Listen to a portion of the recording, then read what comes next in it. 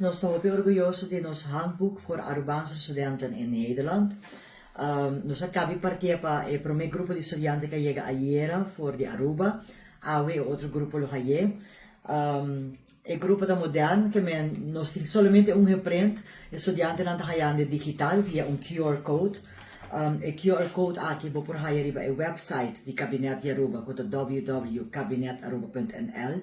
Nós aconselhamos todos os estudantes que estão pensando em estudar na Holanda, ou maior, ou decanen, as pessoas que estão guiando estudantes que estão em Holanda para tomar nota de que eta compilar com a última informação que nós temos de duo, que nós temos de governo de Holanda over de Biba e Traha estudia na Holanda, para que nós fazemos aqui a encuesta que nós temos com estudantes, nós compreendemos que hobby não tem falta de informação, não sinto que não está bom informar para mim que na binkilang, não quer mais informação over de Biba, estudia, hasta Traha.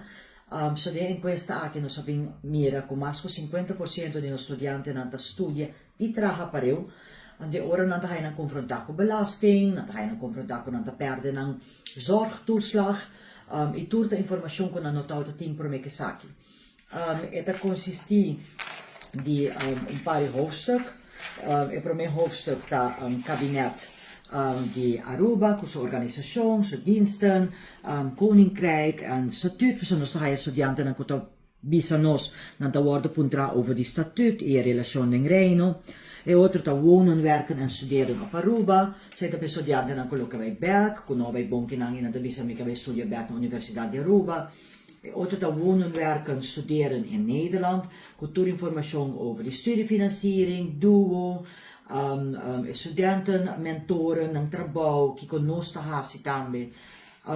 Studentenverzekering, que é tópico sumamente importante e complicado, zodat die hoop option com a baseszorg.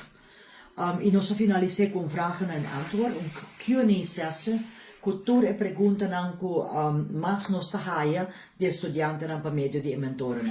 Com o handbook aqui, nós esperamos de por dar suficiente informação, maneira pedir door de estudantes.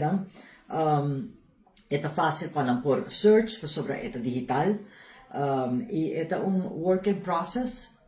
Door que de digital nós podemos cambio de budget relativamente ligeiro e cada vez que algo cambia nós podemos cambio também relativamente ligeiro. Vez mais, é available riba nosso website www.cabinetaruba.nl e nós esperamos que essa aqui nos pode contribuir na duna de ajuda nos estudantes na cultura e informação que nós temos.